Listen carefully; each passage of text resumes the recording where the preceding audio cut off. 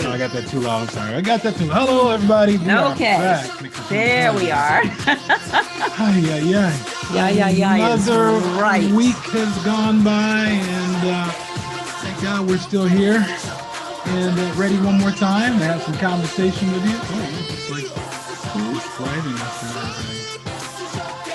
Oh, okay. Here we go.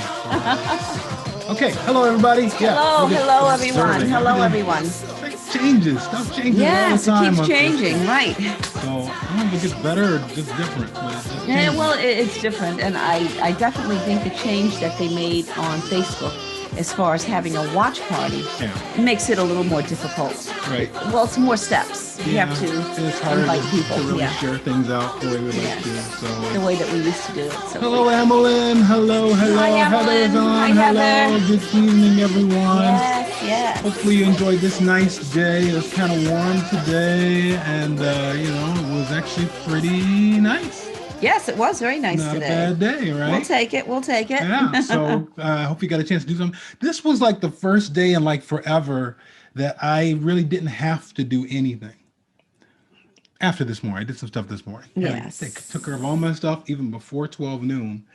And then didn't have to do anything for the rest of the day. It's been a long time. It's a novel thing, It really it's is. like, hey, what do I do now? Okay, so we went out a little bit, saw some flowers, and looked at some stuff, and had some ice cream, and had a good day. We had a good day where we didn't have much to do.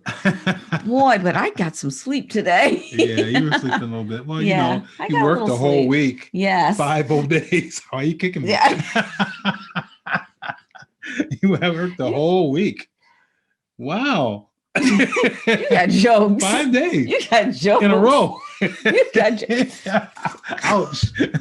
I'm getting in trouble over here, y'all. It was a wonderful working week for all of us here. Hallelujah. Praise God. Glory to God. I'm like, I think we're done. Yes. I may be in trouble. Y'all better pray for me. Who we got on? Let's see who we got on here. This Andrea, Sister Andrea. Hello. Hey, Good Andrea. evening to you as well. Hi. It is so weird. You guys can probably see what we see, but now, it's like transcribing what we're saying. And so we're watching the transcribing words while we're talking. And it's off time by about 15 seconds. Mm-hmm. So this is kind of weird. Yes. But I guess it works. So, all right, we are here. We're glad to be back with everybody. Glad to have you with us as well. Hopefully you had a good day as well. It's been an interesting week, a dynamic week. Lots of things have happened this week in the news. A lot, yes. And activity has been rampant. Probably the biggest thing that's happened. Hey, we got Bishop on. Bishop. Oh, hey, yes, my brother. He has arisen. He has arisen. Yes. Rise up. Rise up. And continue the work. Give God the glory. Put before you to complete.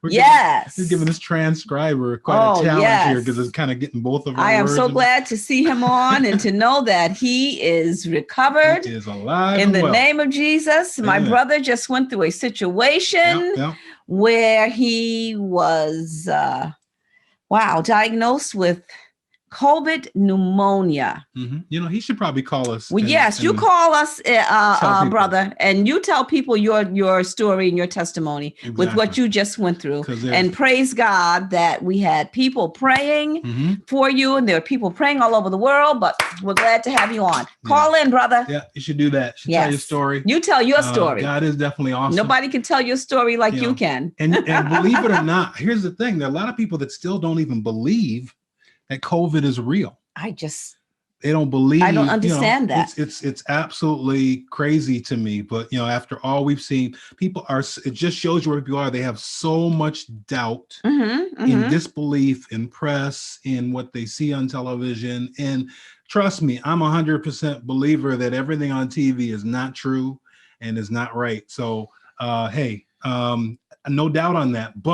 And it's biased. Yes. We'll talk about that. Yes. But at the same time, to not believe at this point that COVID is real, you have to really be in some kind of hidden corner because it has touched so many people over 500,000 lives gone in the United States over the past year, directly related to this. And, you know, you can say what you want about where it comes from, how it came, where it started from, blah, blah, blah. It's here and it's real. And, you know, you have to be conscious. We have to be careful. We have to take things seriously. Yes. And, you know, God gives us both. He gives us healing, but he also gives us wisdom. Exactly. And thank God for the wisdom that's enabled us to have things to protect ourselves and each other. And, you know, that's the other thing that really gets me about COVID that we really saw is how little people care for each other.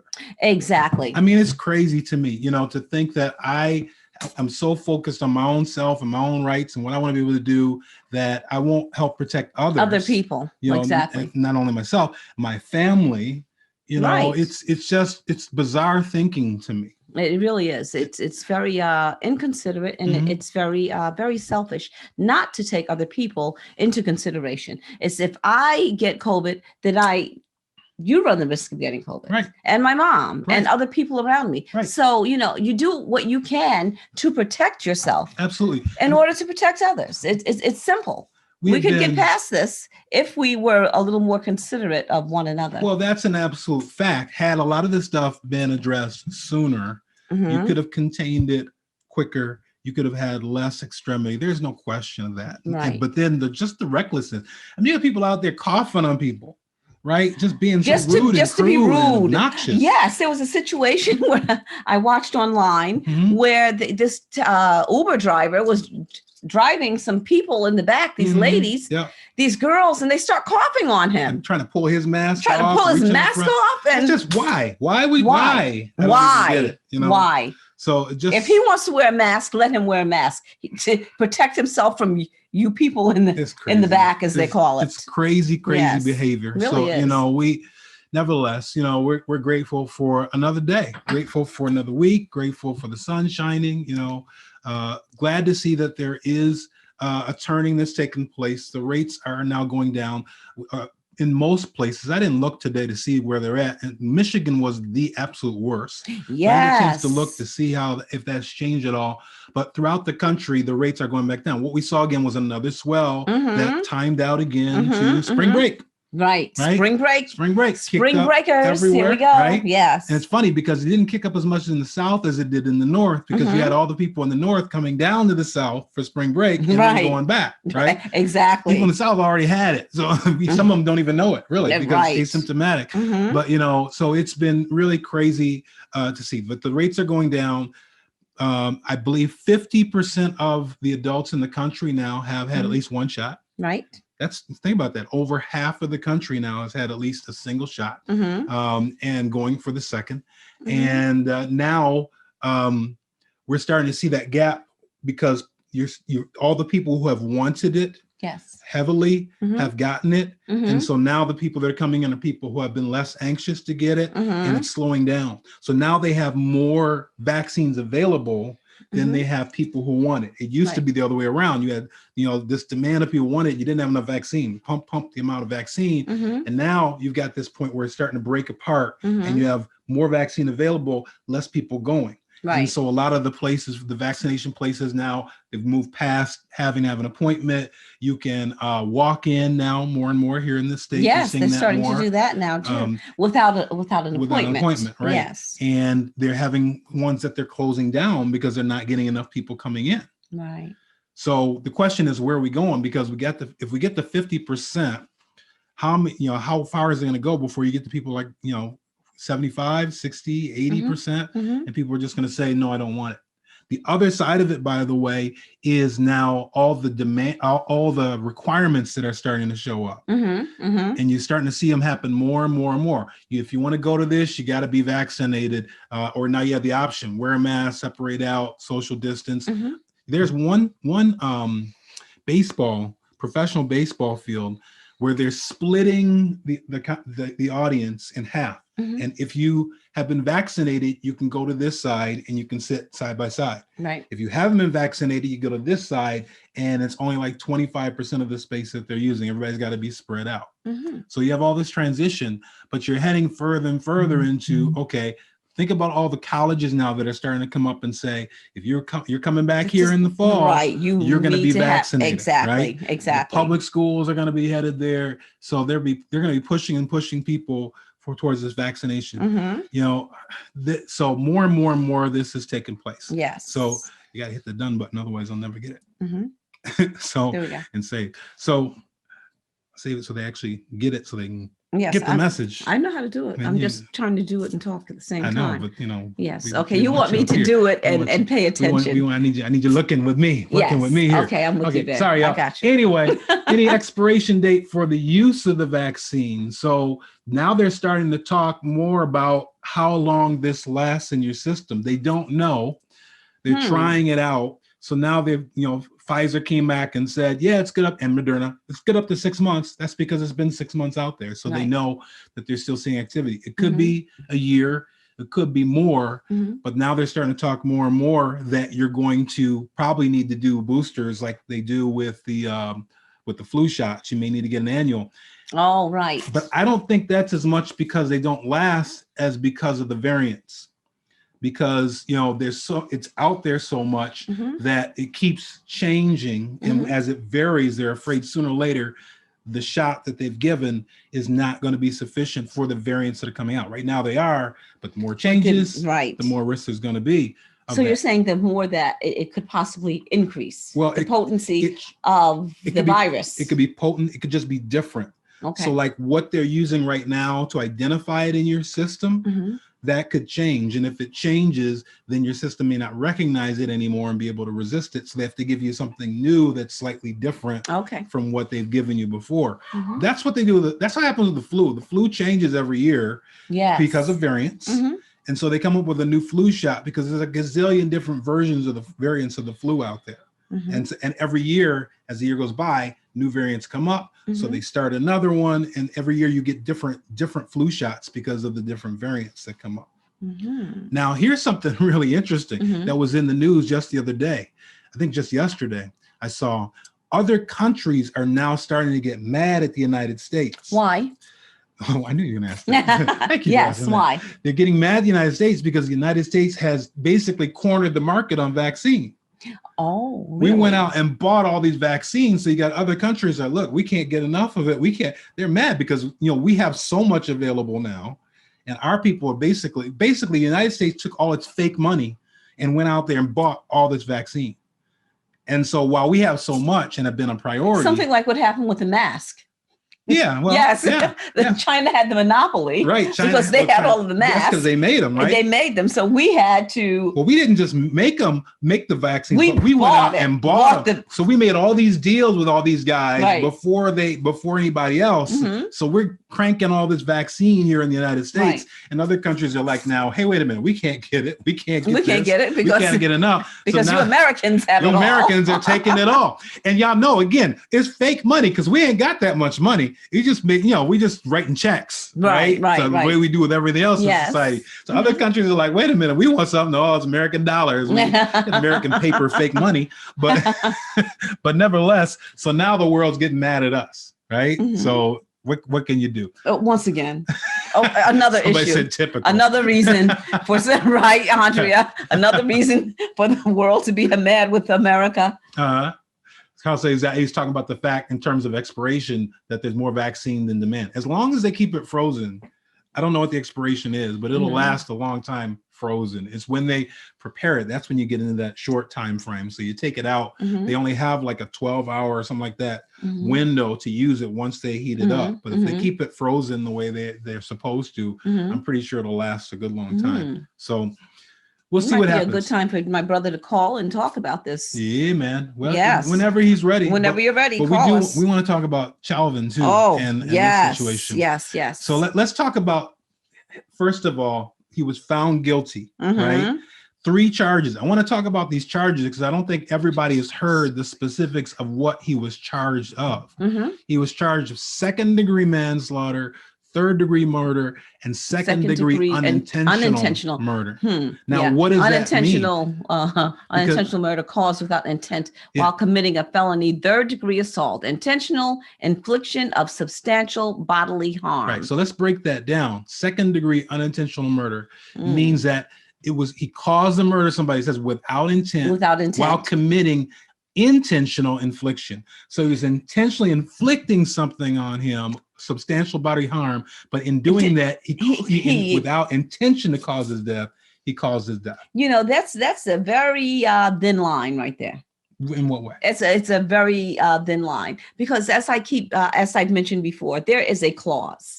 There is a clause of negligence called but for. The but for clause keeps coming up in my mind once again, because if it wasn't for the fact that Chauvin inflicted this bodily harm to this person, to George Floyd would still be alive. So, but for the fact that he did this, that he caused the harm, he committed the murder. Well, that's exactly what this is saying. It's saying that said I didn't intend to kill him, but I did something. I inflicted him in an intentional way. And as a result of that, that's your but for. That's my but for. He intentionally did something, not expecting to kill him, but as a result of what he did, the man died. Yes. Because remember, the big argument was, no, he didn't die of this. Right. That's what they tried to say. This helps you to understand the arguments that were going on back and forth, right? Because the defense was trying to say he didn't die from the act of what he did. He died from drugs in the system and a swelled heart and all these other things. Well, actually,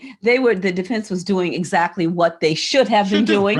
They were trying to find a loophole to get him, to get Chauvin off. They were trying. So they did everything. They threw everything they could against the wall to see what actually would stick, but actually not much did stick. So in this case, they were trying to disconnect his affliction versus his death. They were trying to say that his whatever he did to him is not what caused the death. That was to try and break that second degree unintentional murder. Once you get into intentional murder, that he intended to kill him, you could also get into premeditated. Yeah, you could murder one. Right. So that's why they're actually giving him a lesser charge there with the second degree intentional murder. That's a lesser charge. So now here's the third degree one. Third degree is perpetrating an imminently dangerous act. We should actually start the other direction, but perpetrating an imminently dangerous act, evidencing a depraved mind. I like that part. Depraved. without regard for human life. So if it's not second degree, third degree is you did something and you weren't concerned about the life of the person. Right. To me, that was showed by the fact that when they determined he was dead, they still didn't do anything to try and save him. They did not do anything. It's actually, Chauvin did not remove himself. He did not remove his knee from George Floyd's neck, even when the paramedics came.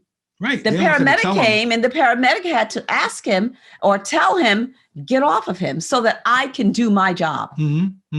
So that, talk about depraved mind.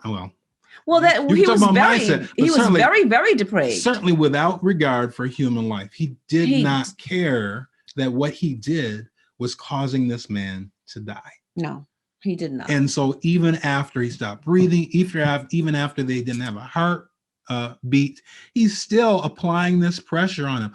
And by the way, afterwards, they started talking about the fact there were things that were not allowed into this case. Yes, exactly. And he had done this before. And he had done it before. And also he and George Floyd knew one another. They actually worked. Come up, did it? No, that did not. The judge did not allow it. Didn't allow it. Yes, he did not allow it because he didn't feel that it was relevant to the actual case.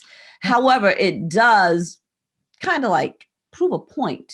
Well, it makes it suspicious. It makes it very suspicious. You actually know that makes it even more depraved in my mind. It makes it even more depraved that you would actually do that to a colleague, to someone that you actually knew. It was very. Some tell me he didn't consider him a colleague.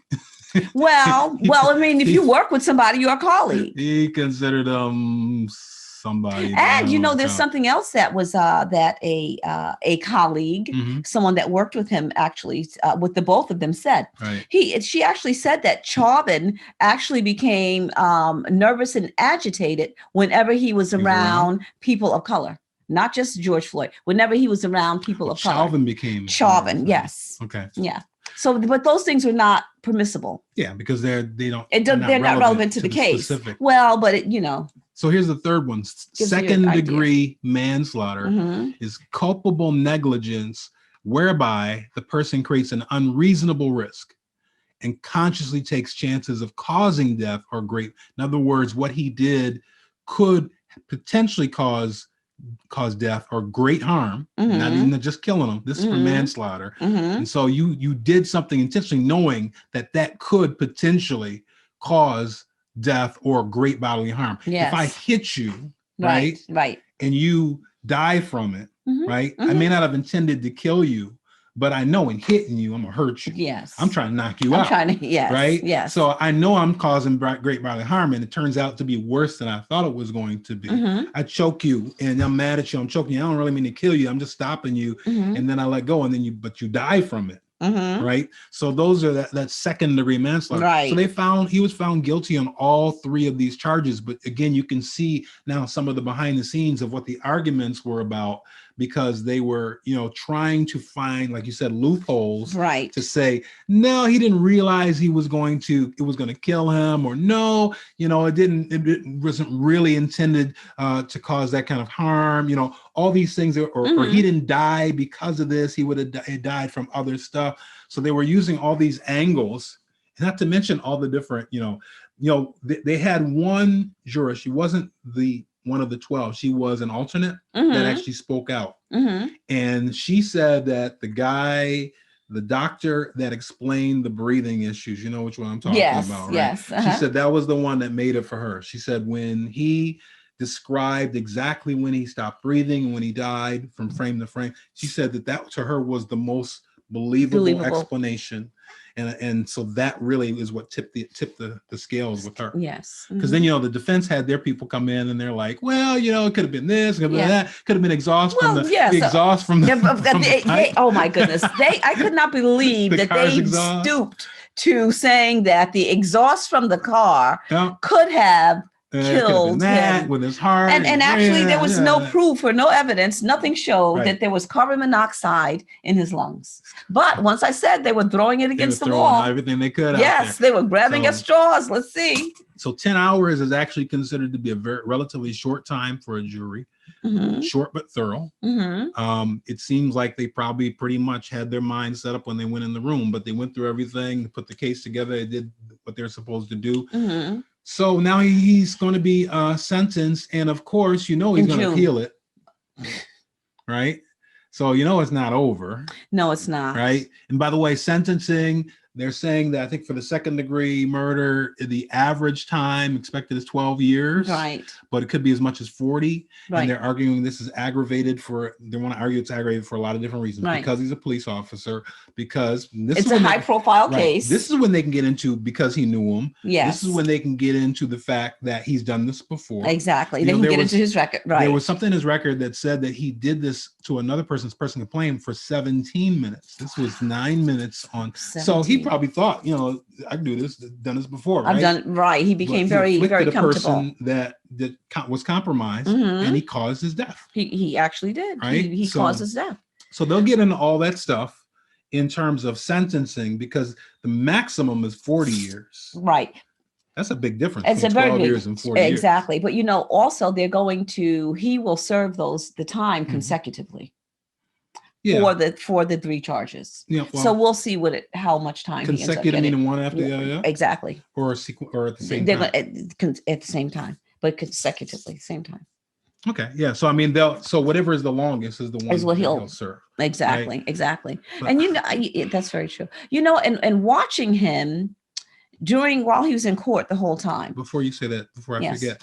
So we're saying that, but the reason he has to be sentenced on all three, right, is because if for some reason he appeals and one of them gets turned, right, he still has to deal with the other two. Right. Right. So if they sentence him for 40 years on, 12 years, let's say, on second-degree murder and 40 years on third degree, and second degree gets overturned, he still has to do whatever is left, right? Right. So exactly. I'm sorry. So you were going to exactly. say, watching him, watching him, on TV and while during the trial, he was really emotionless.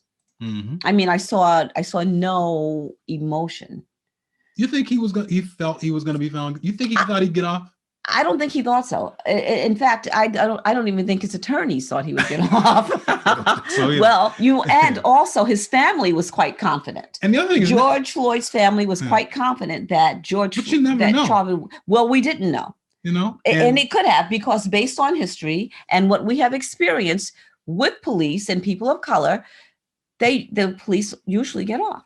So we did not really know what to expect. But back to to Derick Chauvin's behavior, he seemed very detached to me.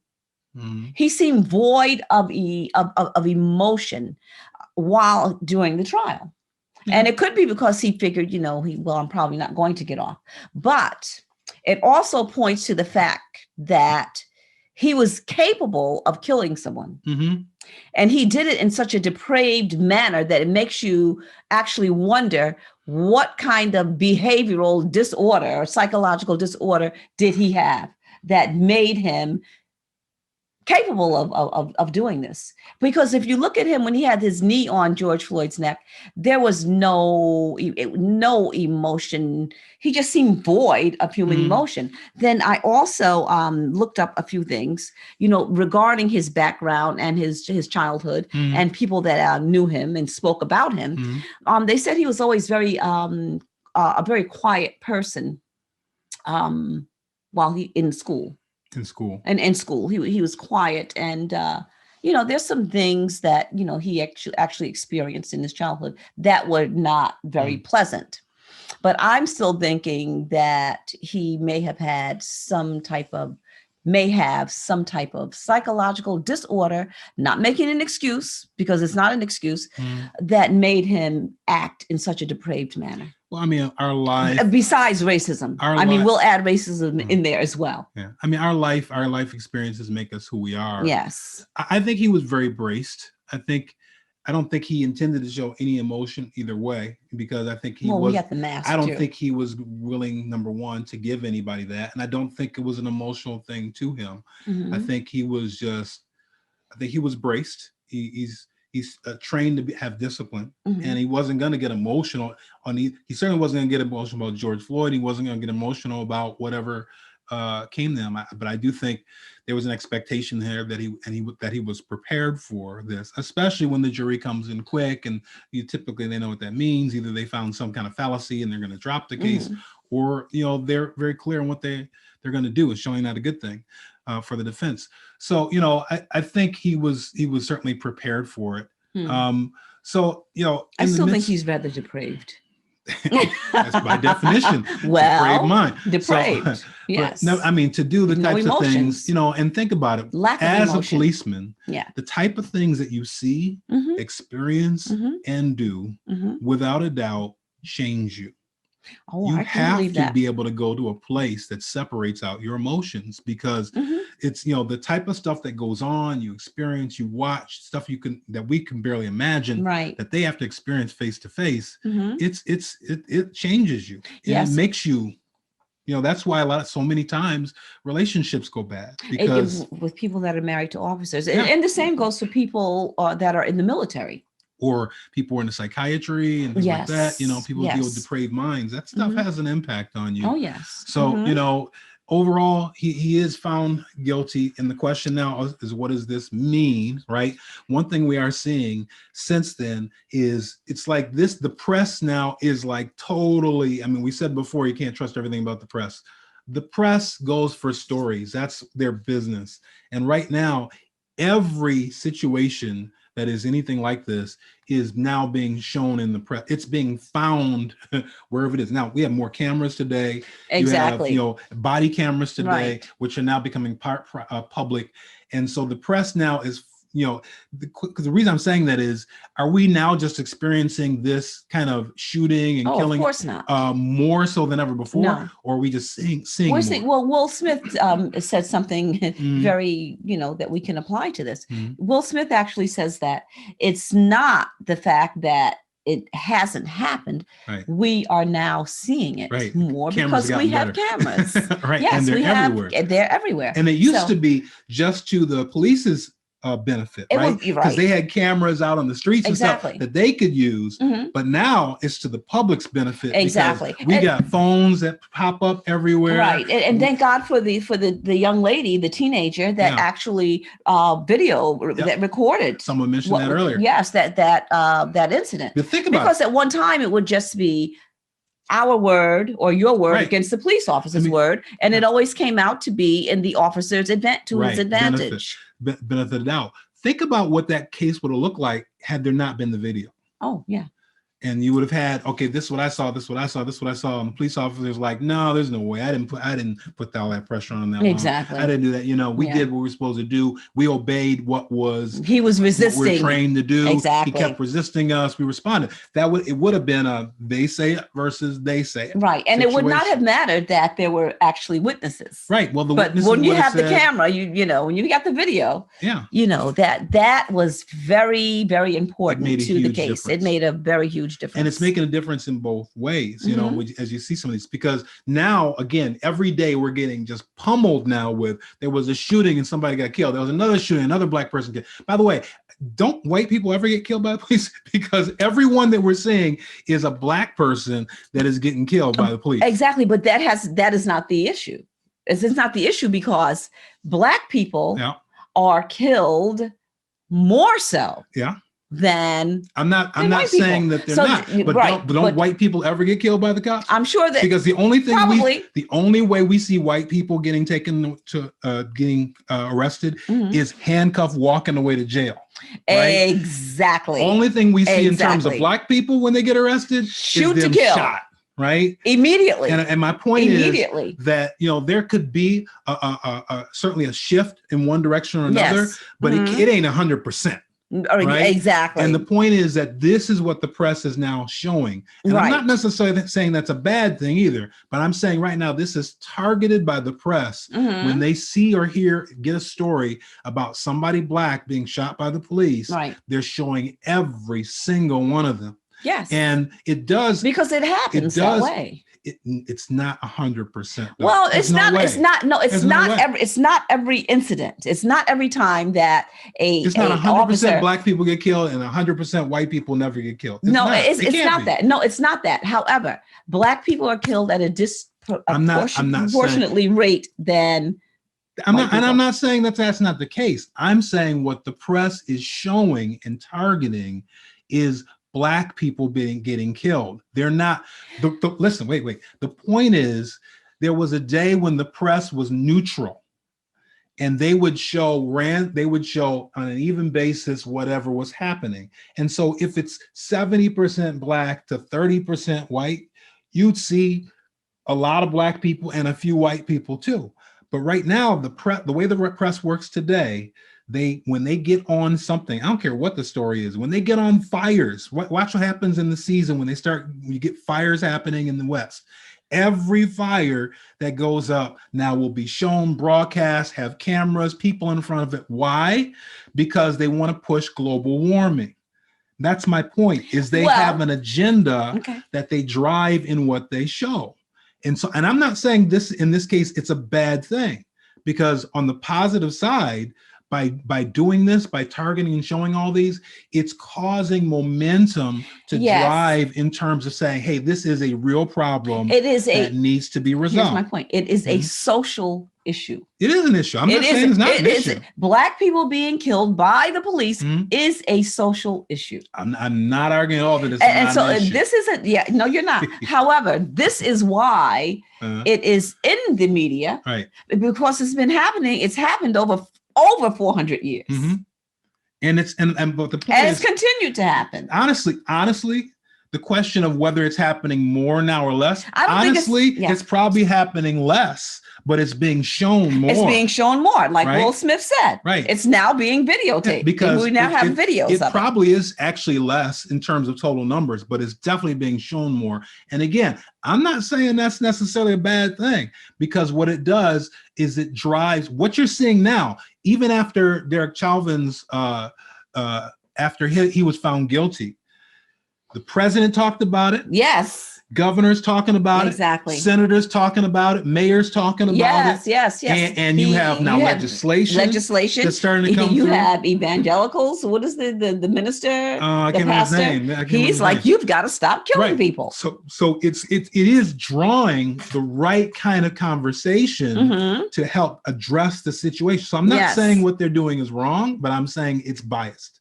And the press was never supposed to be about being biased. Well, it wasn't, but in this, the situation is biased. Well, let me take that back, because one of the things the press has been about is identifying wrongs. Yes. And so what they're doing right now, some of the press, when you get Fox News, it depends on who you listen to. That's the politics of it. Yes. But the press has been about identifying wrong. That was the whole argument a couple of years ago when the press was getting shut out by President Trump, because the press was saying, look, we are the eyes and ears of the people. We are supposed to keep politicians accountable. And so we have to have access. This is their rationale. We have to have access to be able to identify and keep you guys basically honest for the people. That's their role. So right now they're doing that role by pointing to this wrong that's happening, and it's causing the right kind of dialogue to happen. Finally. Because this is what we've been saying for the past year, is that, in the past year, we've had all this protesting since George Floyd. We've had all these people on the streets, and all of the politicians have been mum. They haven't said a word for the past year. You haven't heard Schumer. You haven't heard, you didn't hear any of these folks in power saying anything about any of this stuff. Right. But now they're starting to open up and dialogue on it and talk on it. And granted, they always have their political reasons for doing it. But the dialogue starts moving to the place where you start getting the right kind of response in terms of legislation. And now the Attorney General is looking into Minnesota. So you got movement that's happening. You have movement. Exactly. And also they want to pass an act where police officers are held accountable. There's a George Floyd Act. There's a George Floyd Act. There's a George Floyd Act. And you start making on a personal basis. And this is where we need to start. This is where the change is going to come in. And on a personal basis, you have policemen now that start saying, I got to be careful, because if I do the wrong thing and it shows up on camera, I could be the one going to jail. Exactly. And exactly. If you are on the scene as a police officer, if you are one of the four, and you see the one, putting a person's life in danger, and possibly you have accountability as the other three, to stop the officer that is being overly aggressive. So it is driving all of them now to have to think about this differently in terms of how we police and what we do. It's going to change policing. Now, it needs to happen. Now we switch this to the other side. The other extreme of this, because we have this Michaela Bryant situation this week. The day of, or is it day of or day after? The day of. The day of. The day that the court case, Chauvin is found guilty. You have a shooting of a in fact, black it was young minutes. girl. And then you had the other one that happened just during the case, just north of that, 10 miles north of that. But you have this case where the 16-year-old girl is shot and killed by the police. And now immediately everybody wants to pile into that. Here we go again, another policeman gone wild and shot somebody. But again, now we see video. And you look at this and you say, okay, that was something. They first of all, they got this crazy fight going on at the house, Yes. And I've heard a little bit about a melee what was going on, but you have this fight that has just broken out. You have people from the neighborhood, girls are coming in. You have the people that are in there, and now you've got all this, literally fighting on to the point where this young 16-year-old girl, who's shown to be such a sweet young lady and just living her life, has a knife. We're not just punching. No. She got a knife, and she got it pulled back. She's ready to plunge. To plunge big time. And a police officer walks into this, and this happens very quickly. And the question is, what do you do? if you're a police officer, you've been called to the house to try and calm this situation down, and you before you can barely get out the car, you got this one falling on the ground, another guy kicking on them, and then you've got this one over here, that's back here, that's running down, and she's got this knife pulled out, and he's saying, "Stop! Wait!" She actually rammed the girl up against the car. She threw her up on top of the car. Threw her up and then was ready to. So what do you do? I mean, what do you expect? This policeman is in a no-win situation, right?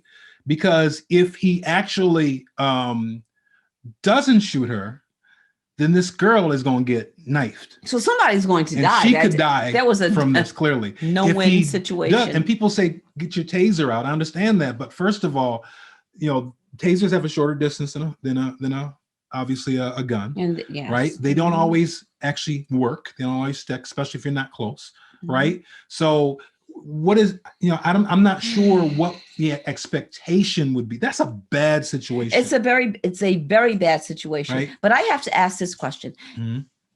Police officers it seems like they are trained shoot to kill. They are. They are trained Absolutely. Shoot to kill.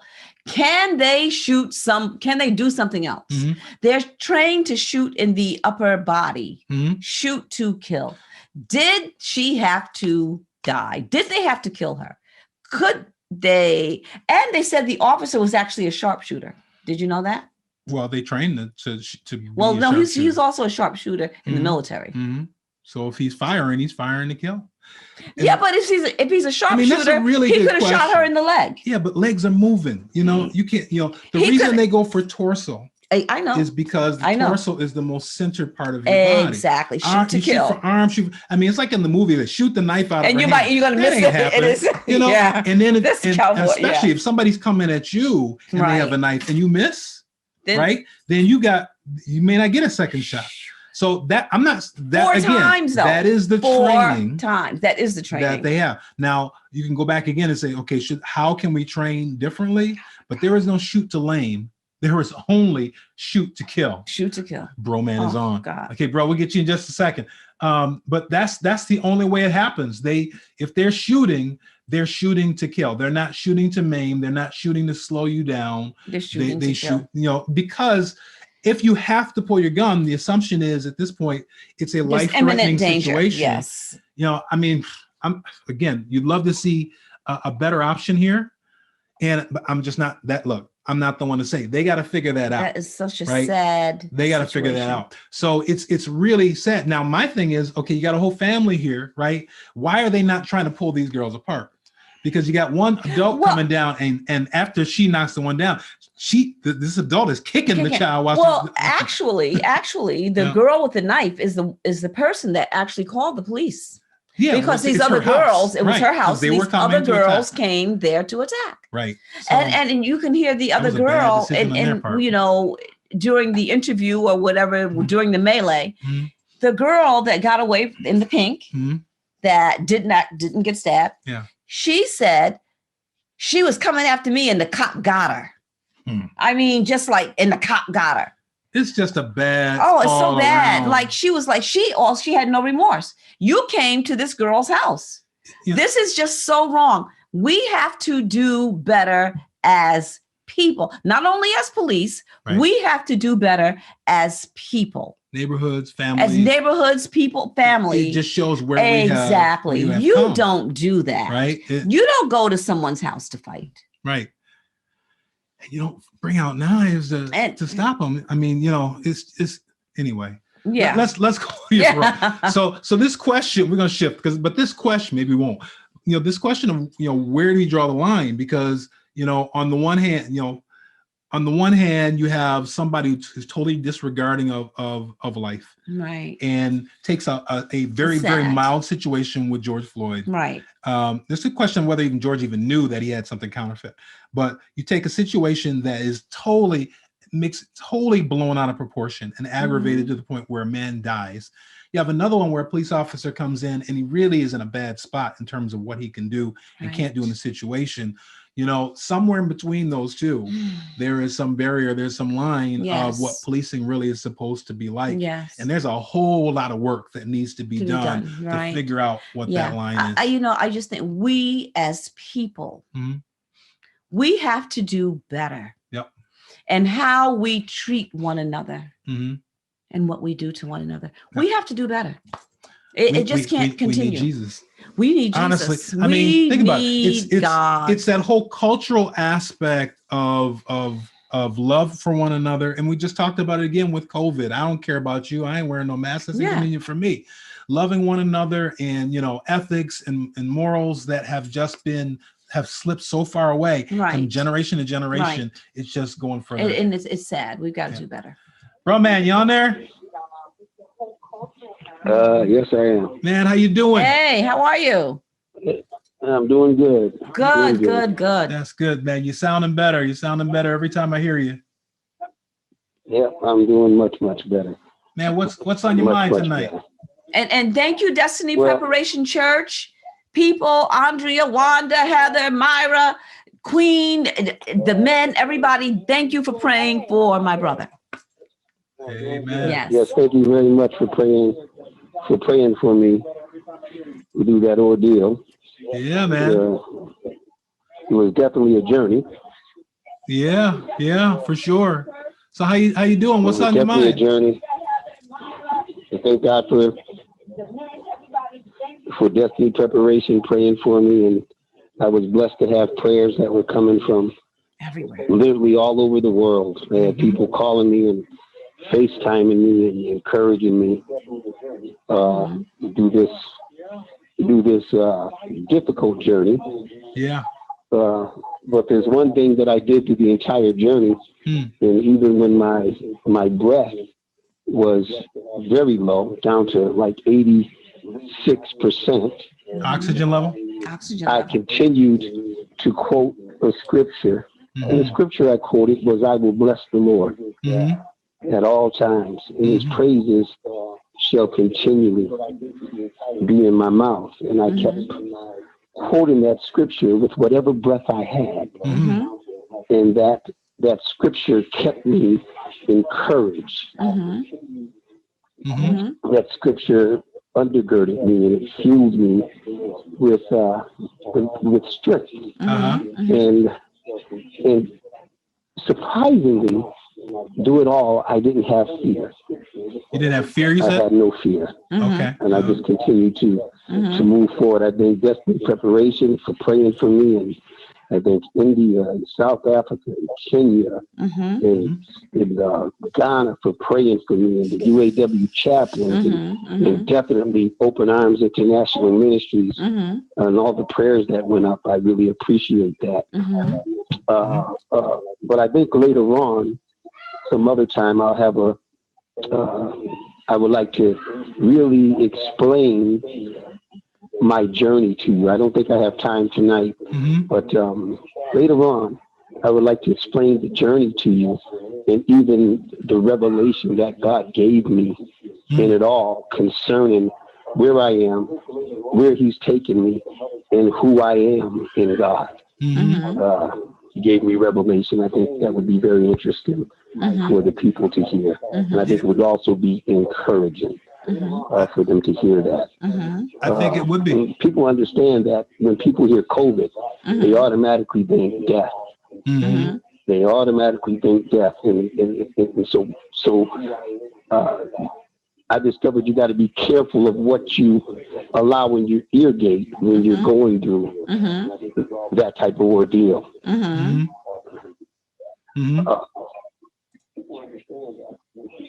Man, I tell you, it would be really good to hear about. I think people need to hear, because I think people need to really understand that it's real and that it's still out there and still amongst us, you know.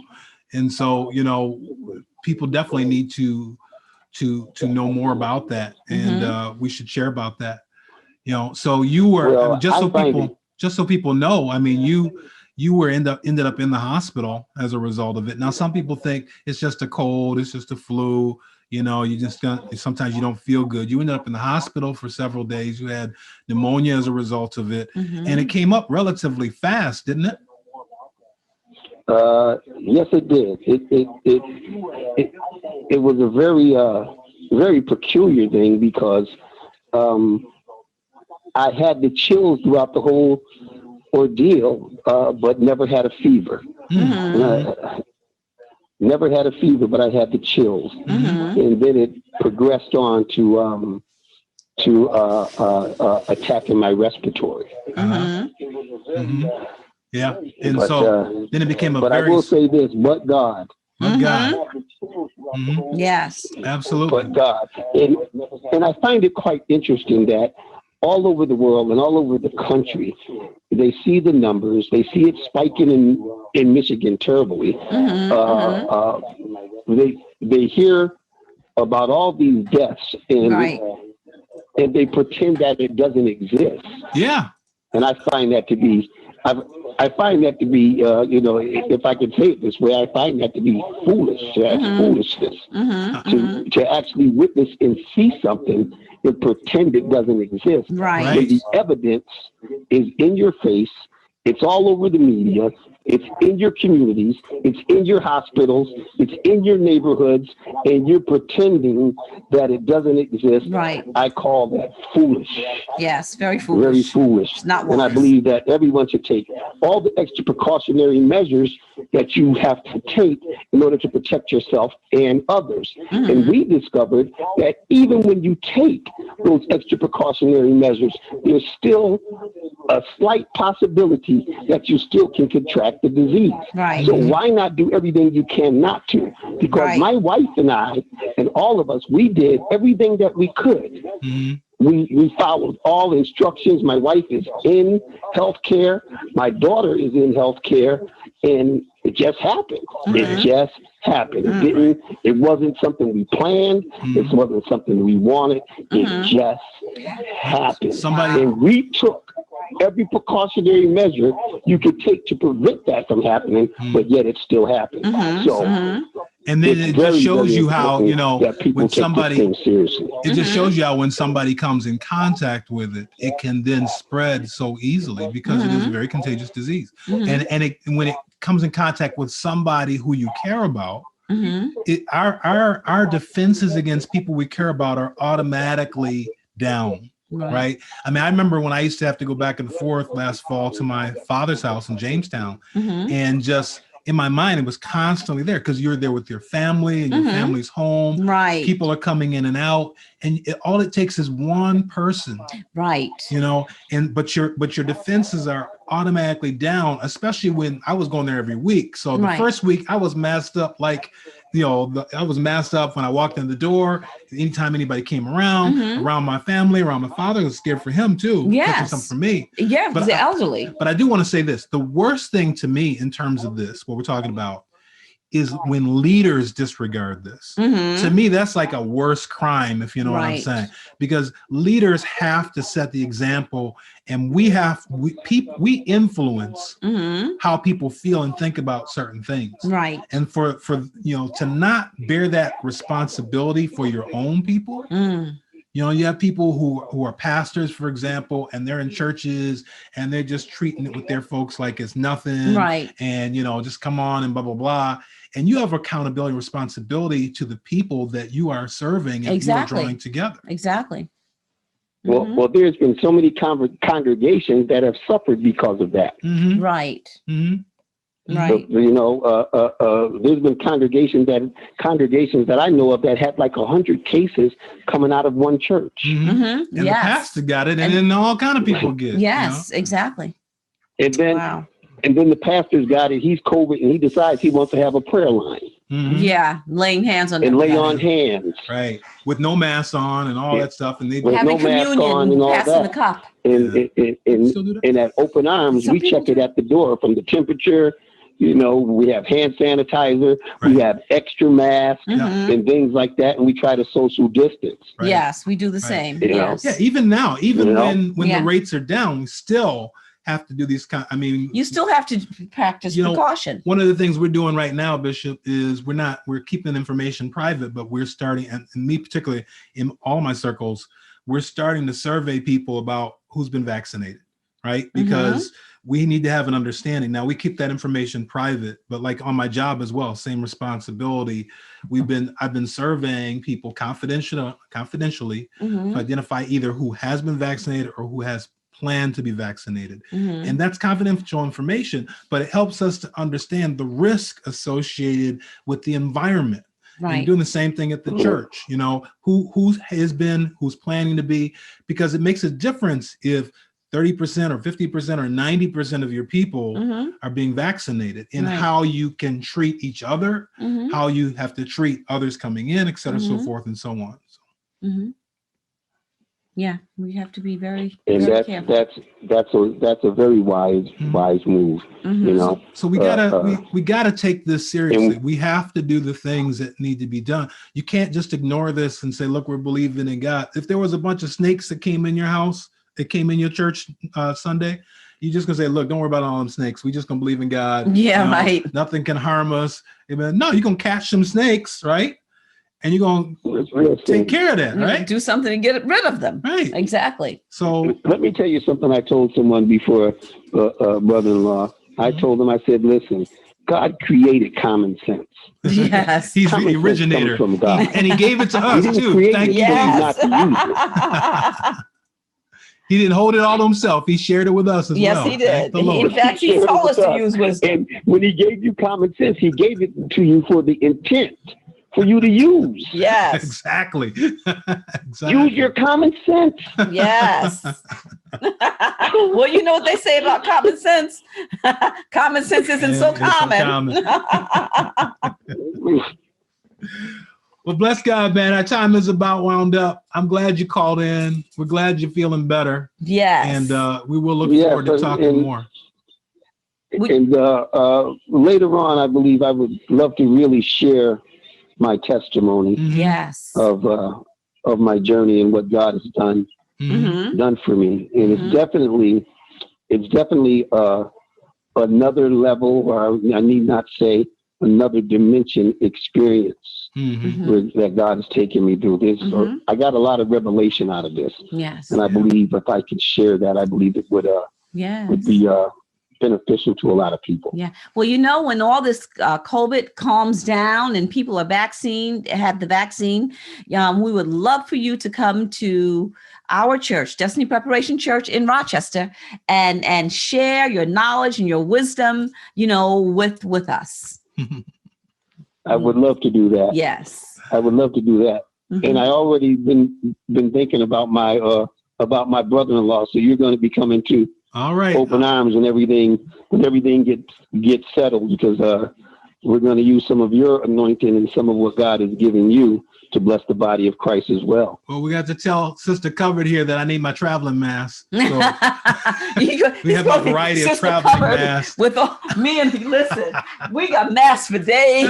I need some new masks. Those are getting kind of old. I need some traveling masks. He's got one that he really loves, and you know, I don't have this fabric anymore, but yes, but I've got lots of new fabric and lots of other things coming up. Okay. All right, brother. Take care now. You have a good evening. Okay. You have a good evening. God bless. God bless. Bye-bye. Love you. Bye-bye. Love you too. All right. All right. Well, our time is winding up. You know, so it was a good conversation that we had once again. You know, I want to say before we leave, we have somebody on Devin Avery Green. Don't know who he is, but he's having some serious back pain. So those are on. You can see it in the comments. Okay. And it sounds like he's really suffering. Wants us to pray for him. Okay. So I'm going to ask everybody who's on to pray for him, and we're going to add you, Devin, to our prayer list Devin Avery Green. at the church as well. Let me write it down. You stay in touch with us. You can call us.